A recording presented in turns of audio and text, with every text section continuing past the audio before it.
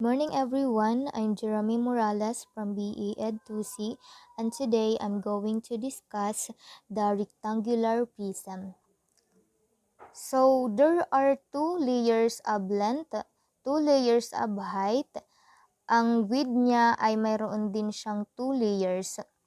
And then there are 6 small cubes in every layer. And then all in all, there are 12 small cubes. So, ibig sabihin, the volume of rectangular prism is 12 cubic units. So now, let us proceed to find the volume of a given cube and rectangular prism using cubic centimeter and cubic meter.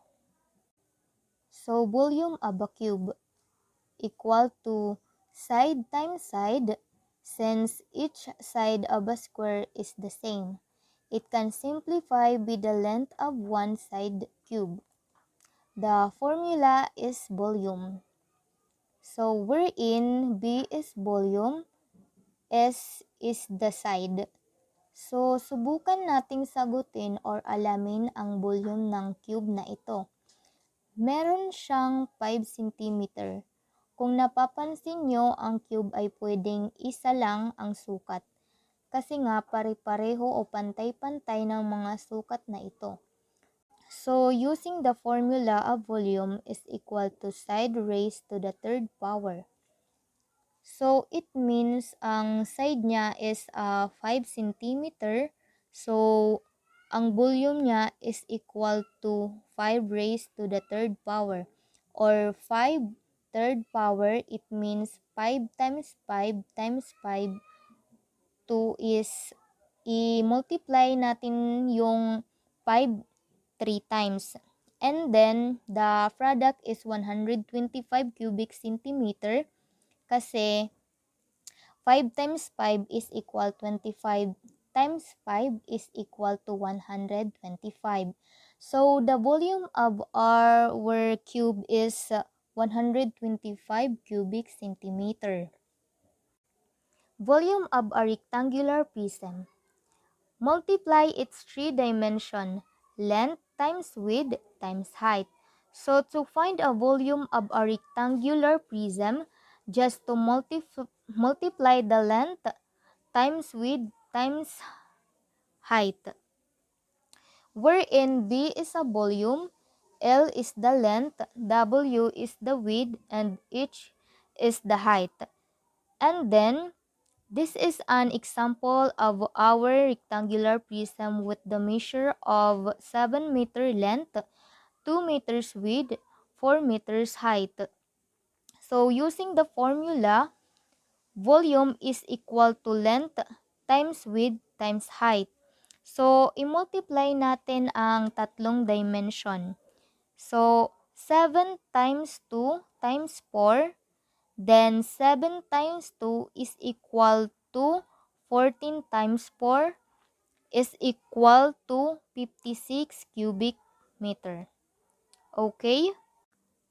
Let us now proceed to solve problems involving volume of cube and rectangular prism. So, our problem number 1, a swimming pool has a length of 12 meters, a width of 6 meters, and a height of 5 meters. So, how much water is needed to fill the swimming pool? So, let us analyze the problem. Let us answer the question. What is asked in the problem? So, ang tinatanong ng problem natin is the amount of water needed to fill the swimming pool. And then, what are the given facts? So, we have length of 12 meters, width of 6 meters, height of 5 meters. And now, let's proceed the operation or formula to use.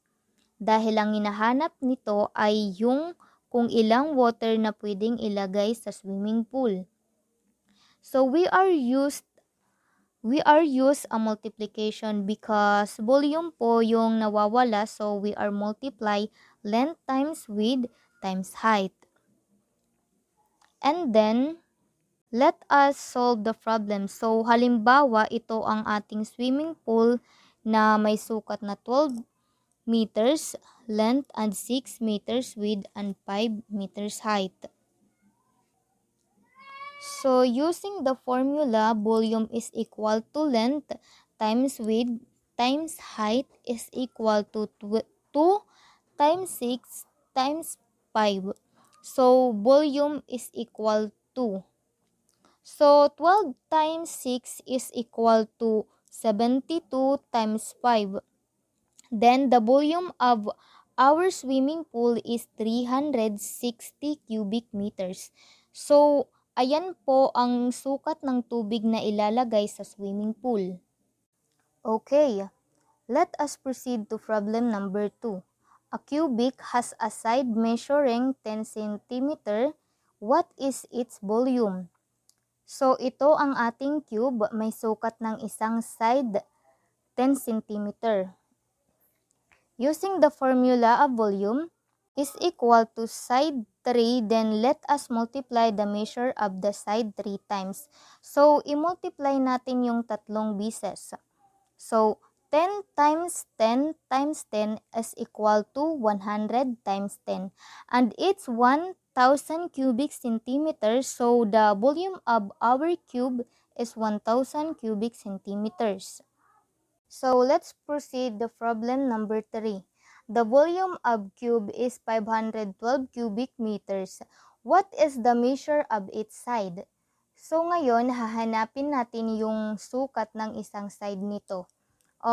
So, volume of cube is equal to 512 cubic meters. At alam natin ang volume cubic ay nanggagaling sa side times side times side or is equal side 3 para makuha natin ang sukat nito. Gagamitin natin yung cube root of volume. So, ang formula na gagamitin natin dito ay side equal to cube root of volume.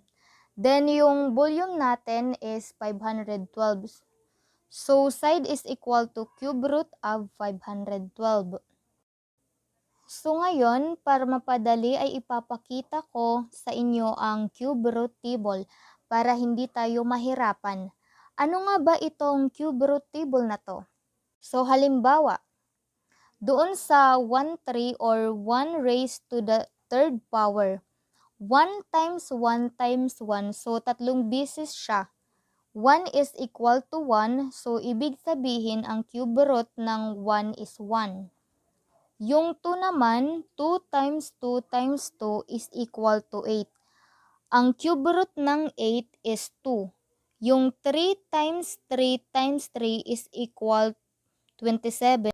Ang cube root ng 27 ay 3.